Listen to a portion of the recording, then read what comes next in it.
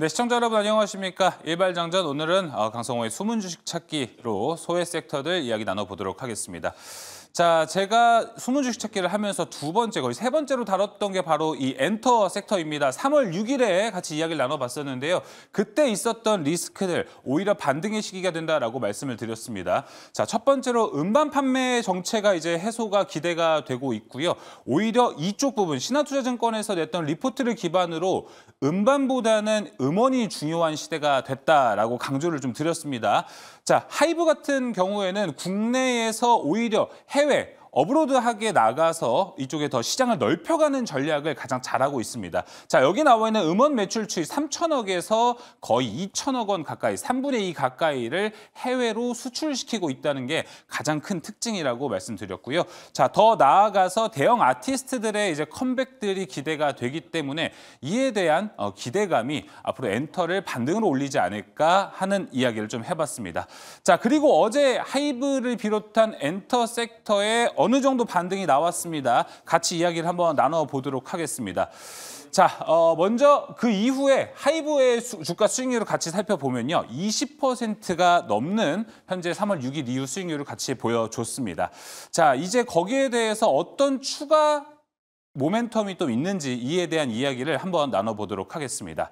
자, 3월 25일에는 아일릿이 새로운 데뷔를 했습니다. 그리고 어제 하이브의 주가를 강하게 띄웠던 호재가 바로 하이브와 유니버설 뮤직 그룹과의 이 계약으로 볼 수 있을 것 같은데요. 자, 여기서 가장 특징적인 것은요. 하이브에 있는 산하에 있는 레이블들이 기존에 있던 레이블뿐만 아니라 앞으로도 추가될 레이블도 10년간 유통이 가능하다라는 게 가장 큰 특징으로 볼 수 있을 것 같습니다. 아까 말씀드린 이제 앨범, 음반보다는 음원이 중요한 시대가 됐는데 거기에서 하이브는 더 큰 유통망을 가져가게 됐습니다. 자, 그리고 어제 나온 소식에 따르면 뉴진스의 컴백 날짜도 결정이 됐습니다. 5월 24일에 나올 것으로 보이고 6월부터는 일본의 활동도 적극적으로 들어갈 것으로 보입니다. 자, 그래서 계속해서 음반보다는 음원이 중요한 포인트가 됐다라는 것을 현재 중요한 포인트로 이야기를 나눠두고 있는데요. 자, 이쪽으로 보겠습니다. 자, 작년 엔터 섹터가 엄청난 상승세를 보여줬을 때는요. 이 팬덤, 헤비 팬덤도 있었고요. 거기에 따른 음반 판매량도 있었습니다. 자, 지금까지 엔터주들이 올라갔을 때 가장 큰 포인트로 봤던 건 이 초동 판매량입니다. 이 초동 판매량 같은 경우에 앨범이 나오자마자 볼 수 있는 지표인데요. 가장 데뷔했을 때 우리가 쉽게 볼 수 있는 지표로 이용이 많이 됐습니다. 자, 그런데 중국의 최근 움직임이 여기에 대한 구매를 좀 안 하고 있죠. 구매력이 떨어지다 보니까 초동 판매량도 이제 역성장을 하기 시작했습니다. 자, 하지만 계속해서 제가 말씀을 드리고 있죠. 이런 앨범, 음반 판매량보다는 이제 음원의 시대로 가고 있다는 것입니다. 그에 대한 것도 같이 이제 확인을 해보도록 하겠습니다. 자, 미국에 있는 차트 두 개가 대표적으로 좀 있습니다. 두 개로 볼 수 있는데 이제 빌보드 200과 그리고 핫 100으로 같이 볼 수 있을 것 같습니다. 빌보드 200이 기존의 K-팝 아티스트들이 강점을 가지고 있던 곳입니다. 이렇게 앨범을 판매, 다운로드를 수량으로 따지는 건데요. 자, 여기도 그랬지만 이젠 핫 100이 음원, 그리고 유튜브 조회수로 따지는 쪽이 이제 핫 100이라고 하는데요. 그동안은 우리나라 K-팝 아티스트들이 이 핫 100에 들어가는 확률은 극히 좀 적었습니다. 자, 하지만 얼마 전에 데뷔곡을 다시 한번 냈던 르세라핌 이지가 핫 100에 들어갔습니다. 이 부분을 통해서 본다면 하이브가 확실히 지금 음원에 대한 성과를 더 크게 가져가고 있구나. 그리고 왜 음원과 음반 계속 비교를 해서 말씀을 드리냐면요.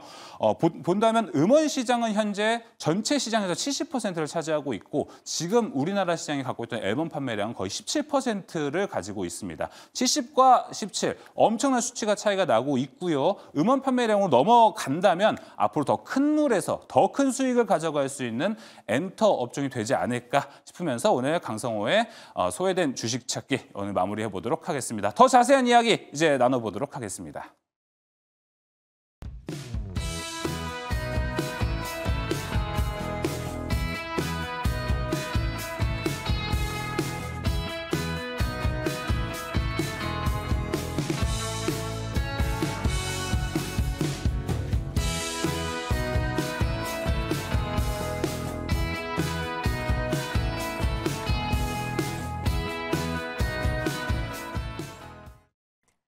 네, 오늘도 두 매니저님들과 든든하게 시작해보도록 하겠습니다. 김영민 매니저, 김준호 매니저와 함께합니다. 두 분 모두 어서 오십시오. 반갑습니다. 안녕하십니까. 오늘은 엔터입니다. 그렇습니다. 드디어 어제 움직임을 보였어요. 예, 제가 이제 리뷰를 하나씩 하기 시작했습니다. 예.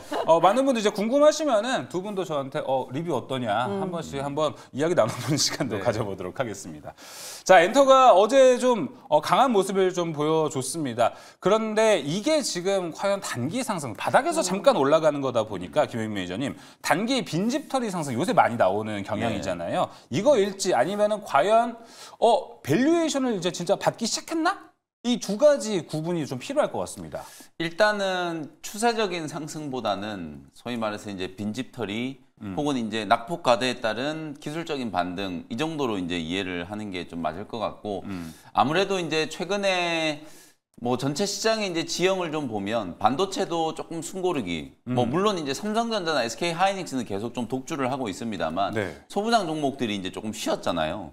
그러다가 이제 어제 장 막판에 이제 반등을 조금 해주는 모습이었고 제약바이오 종목들도 이제 HLB 그다음에 알테오젠 번갈아 가면서 이제 하루씩 장중에 이제 큰 변동성이 이제 만들어지면서 단기 조정이 이제 좀 나왔었기 때문에 어찌 보면 이제 그쪽에서 이제 조금 빠져나왔던 이제 수급들이 많이 빠져있던 업종 대표적으로 우리 이제 성호 아나운서께서 이제 소외된 이제 주식 찾아주셨던 것 중에 조선업종, 그다음에 이제 엔터업종 이런 업종들이 많이 빠져 있는 상태였고 그리고 이제 밸류에이션 매력이 충분히 이제 또 부각이 좀 될 수 있는 업종들이었기 때문에 이런 업종이 최근에 이제 강하게 반등을 좀 했다라고 보시면 될 것 같아요. 다만 추세적인 상승을 이제 논하기에는 아직까지는 조금 이제 부족한 부분이 없지 않나. 왜냐하면 제가 방금 전에도 이제 어제 반도체 소부장 종목들이 장 후반에 일제히 다 가격 반등이 좀 들어왔다라고 말씀드렸잖아요.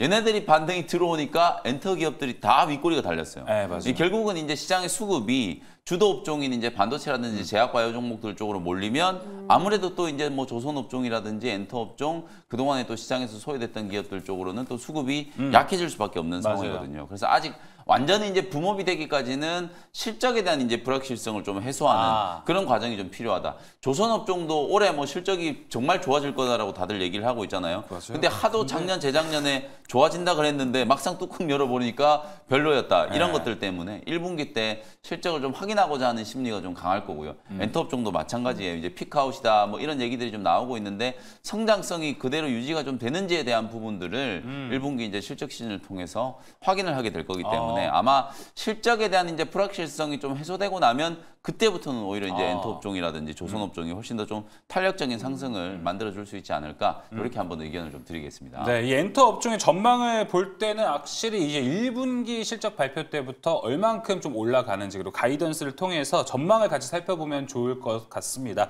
앞서 얘기해 주셨다시피 이제 주도주 그리고 소외주 이 두 섹터 사이에서 지금 단기 로테이션이 엄청나게 나오고 있습니다. 근데 여기서 수익을 극대화하려면요, 김준호 매니저님.